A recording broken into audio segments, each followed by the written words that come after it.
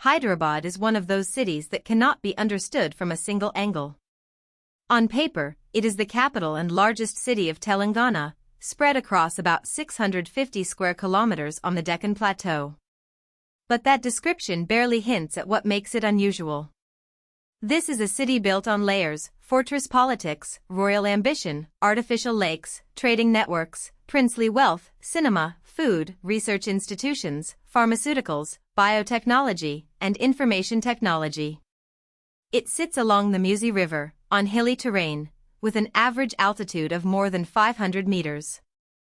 Even before modern expansion, its geography shaped how people lived, traded, defended power, and built monuments. Hyderabad is not just an old city with a modern business district attached. It is a place where each historical layer still affects the next one. The story begins with Golconda, the fortified capital that once dominated this part of the Deccan. By the late 16th century, the Qutb Shahi rulers needed to expand beyond the limits of the old fortress settlement. In 1591, Muhammad Quli Qutb Shah founded Hyderabad as a new capital. That matters because Hyderabad was not simply a village that accidentally became important. It was deliberately created as an urban center, close enough to Golconda to inherit its power, but open enough to grow as a city of markets, courtly life, religion, and trade. Its founding also reflects a broader pattern in Indian urban history. Rulers did not only control territory through armies. They displayed authority through planned capitals, monumental architecture, water systems, bazaars, and cultural patronage. The most famous symbol of that early Hyderabad is the Charminar. Built during the Qutb Shahi period, it became more than a monument. It became a visual shorthand for the city itself. The Charminar stands at the intersection of architecture, memory, and identity.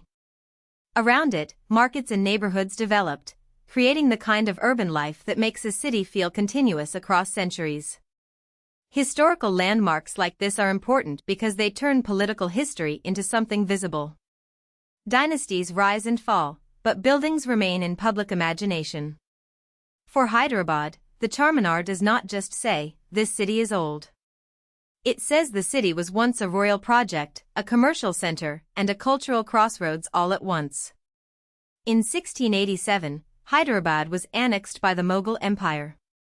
That change connected the city more directly to one of the largest imperial systems in early modern Asia. But Mughal control in the Deccan was complicated. The region was far from the empire's northern heartlands, and governing it required military strength, negotiation, and local alliances.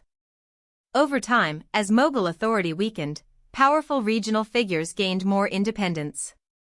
Hyderabad's next major transformation came in 1724, when Asaf Jah I, the Mughal viceroy, declared sovereignty and founded the Asaf Jahi dynasty. These rulers became known as the Nizams. This marked a new phase.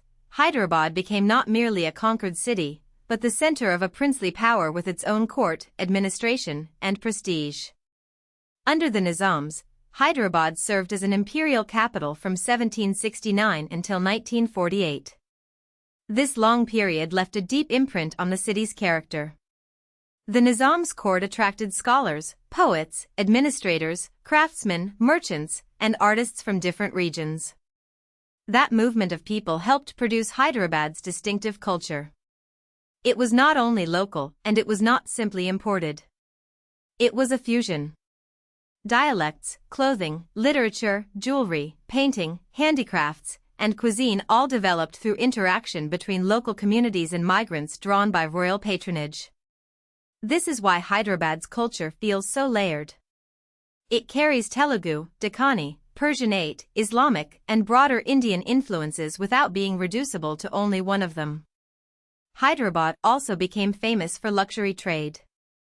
Until the 19th century, it was widely associated with pearls and earned the nickname the City of Pearls.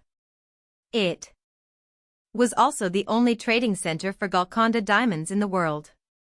These details are not just romantic labels. They reveal how the city fit into global and regional networks of wealth. Pearls, diamonds, jewelry, and elite craftsmanship connected Hyderabad to courts, merchants, and consumers far beyond its immediate surroundings. Traditional bazaars that remain active today are reminders of that commercial past. They show how older economic life did not vanish entirely when modern industries arrived. Instead, Hyderabad became a city where royal-era trade traditions and 21st-century business districts coexist. The city's cuisine is another major part of its identity. Hyderabad is listed by UNESCO as a creative city of gastronomy, and that recognition reflects how food here is bound up with history.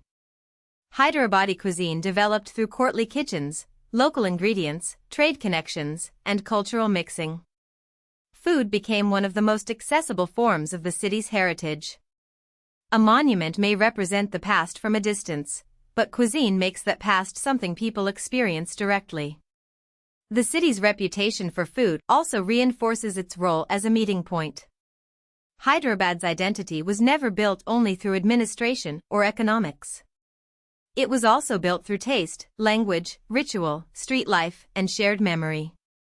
Hyderabad's political status changed dramatically in the 20th century. During British rule, it remained the capital of the princely state of Hyderabad, with a British residency and cantonment connected to imperial influence.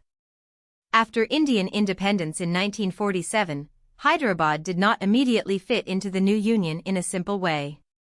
It was annexed by the Indian Union in 1948 and then continued as the capital of Hyderabad state until 1956.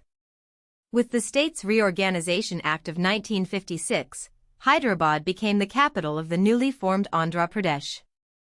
Decades later, in 2014, Andhra Pradesh was split, Telangana was formed, and Hyderabad became the capital of Telangana while temporarily serving as joint capital until 2024. This complicated political journey matters because Hyderabad's identity has often been larger than a single administrative label. It has been a Qutb Shahi capital, a Mughal-controlled city, a Nizam capital, a princely state center, a post-independence state capital, the capital of Andhra Pradesh, and now the capital of Telangana. Each transition changed who governed the city, but not all transitions erased what came before. That is why Hyderabad still contains visible relics of earlier periods while functioning as a modern state capital.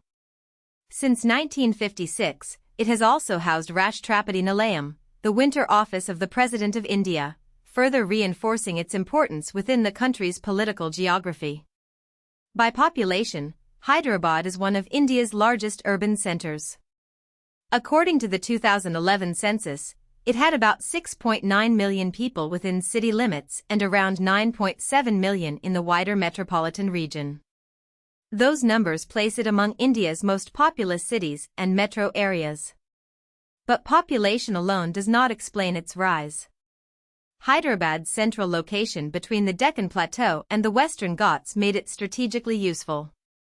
Industrialization through the 20th century attracted research, manufacturing, educational, and financial institutions. The city became a place where older administrative importance turned into modern institutional weight. Growth did not come from one industry alone. It came from accumulated advantages in location, governance, education, commerce, and infrastructure.